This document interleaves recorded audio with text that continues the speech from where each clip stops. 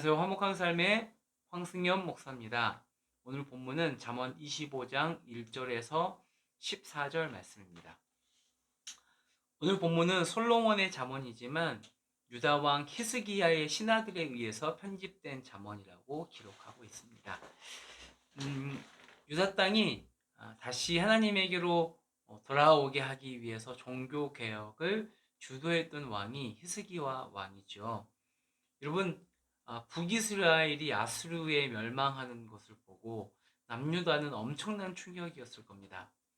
아니, 어떻게 하나님이 세운 이스라엘이 이방인에 의해서 멸망당할 수 있을까? 남아있는 남유다가 하나님 앞에 보존되기 위해서 이스기야 왕은 고민했겠죠. 그리고 찾은 해결책은 하나님의 말씀으로 돌아가는 것이었습니다. 그 중에 하나가 솔로몬의 잠언이었겠지요.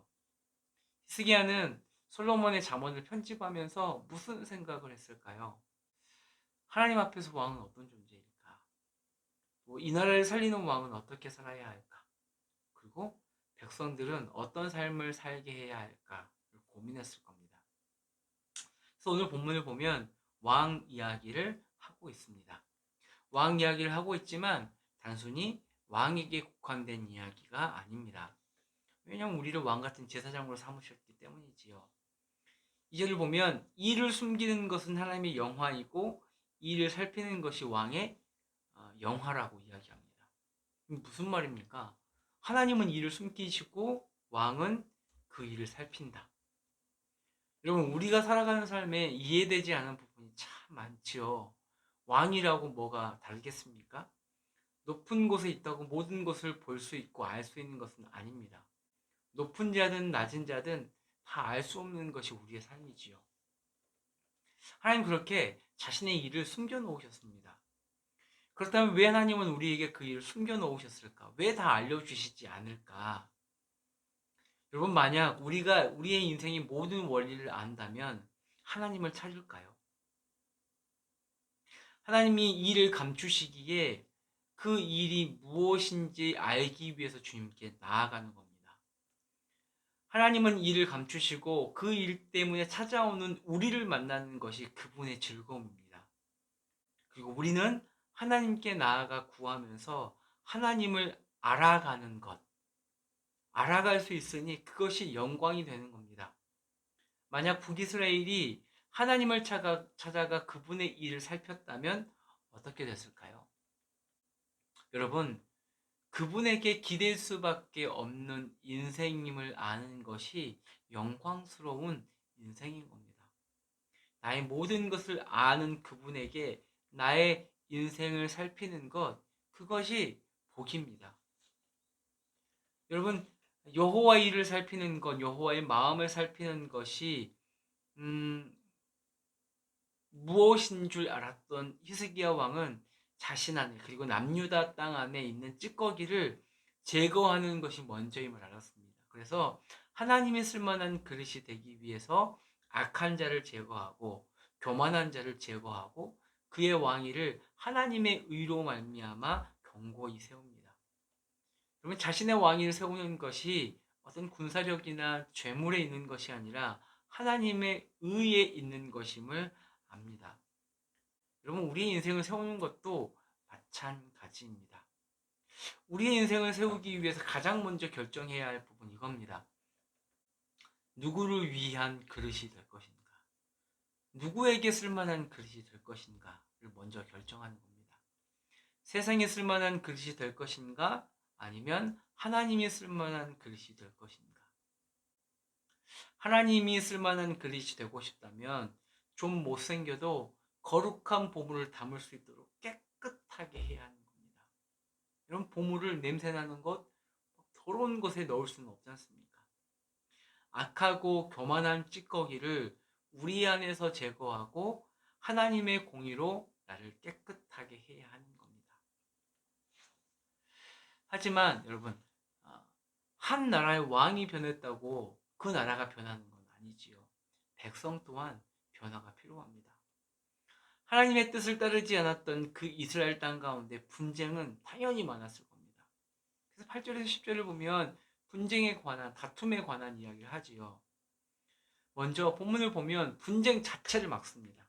어떻게 막습니까? 분쟁 전에, 다툼 전에 앞뒤를 먼저 살피라고 권면합니다. 감정풀이식 다툼은 아무것도 해결하지 못하고 오히려 수치를 당할 뿐이라고 이야기하지요. 자, 구절을 보면 만약 재판을 해야 한다면, 다툼을 해야 한다면 그 일에 관한 변론만 하라고 이야기합니다. 그 일과 전혀 상관없는 상대방의 은밀한 비밀을 누설하지 말라고 하는 겁니다. 여러분, 재판을 왜 합니까? 다투기 위해서 합니까? 아니면 그 다툼을 풀기 위해서 하는 겁니까? 재판에서 상대의 은밀한 일을 누설하는 것은 이기지 못하니 상대방 감정이나 긁어보자는 못된 마음입니다. 오히려 다툼을 풀기보다는 더 큰 갈등을 일으킬 뿐입니다. 그래서 싸움이 길어지면 아무것도 해결할 수 없는 이유가 여기에 있습니다. 문제의 본질은 사라지고 서로의 감정 싸움만 하게 되고 어느 순간 싸움을 위한 싸움을 하고 있는 겁니다. 여러분, 갈등을 즐기는 것, 갈등 자체를 즐기는 것은 악하고 지혜가 없는 일입니다. 하나님의 지혜와는 맞지 않는 겁니다. 오늘 본문에서 다툼, 분쟁을 없는 것은 없애는 방법은 오늘 본문에서 경우에 합당한 말을 이야기합니다. 그런데 여러분, 경우에 합당한 말을 하기 위해서는 먼저 듣는 귀가 우선입니다. 듣지 않고 합당한 말을 하기가 어렵습니다. 좀 전에 이야기했던 것처럼 앞뒤 따지지 않고 나가서 다투는 이유가 뭡니까? 상대방의 이야기를 듣지 않기 때문입니다. 따지지 않아도 될 것을 듣지 않고 나아가서 싸움을 만드는 겁니다. 또 이런 경우입니다. 주인은 계속 종에게 나 지금 얼음 냉수가 필요하거든. 되게 시원한 물이 필요한데 나 물 갖다 줘. 시원한 물 갖다 줘. 그런데 종이 주인의 말을 듣지 않고 자꾸 뜨거운 물을 갖다 줍니다. 그럼 그 종은 어떻게 되겠습니까? 맞거나 쫓겨나지 않겠습니까? 여러분, 우리의 신앙도 마찬가지 아닙니까? 듣지도 않으면서 내 말만 해댑니다. 그러니 주인이신 왕이신 하나님이 지금 우리에게 무엇을 요구하시는지 알 리가 없습니다. 자꾸 하나님에게 내 말만 하면서 하나님 내 소원 들어주시면 내가 이만큼의 11조를 바치겠습니다. 나를 합격하게 해주시면 나의 직장을 취업하게 해주시면 내가 더 잘생기겠습니다. 라고 공수표를 날립니다. 근데 오늘 그런 공수표를 날리는 사람들에게 14절은 이렇게 이야기합니다.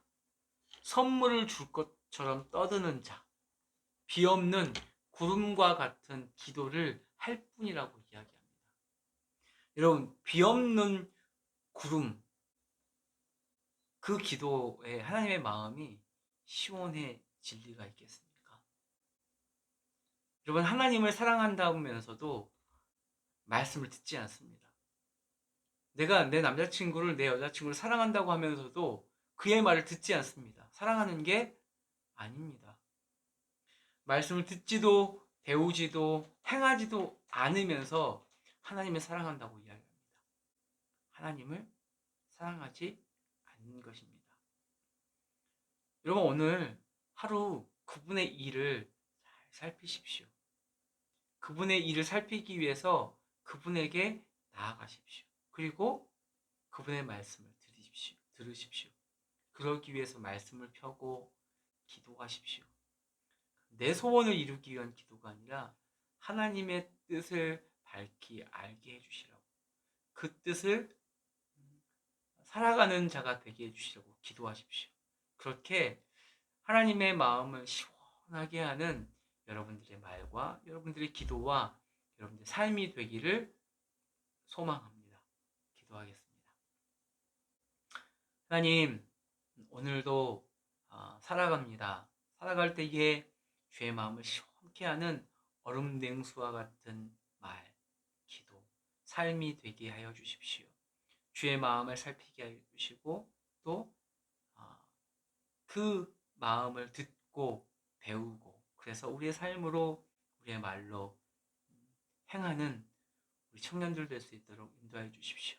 말로만 하나님을 사랑한다고 이야기하지 않게 하여 주시고 그의 말씀을 듣고 청종하여 따라 행하는 주의 청년들 될 수 있도록 인도하여 주십시오. 감사합니다. 예수님의 이름으로 기도드립니다.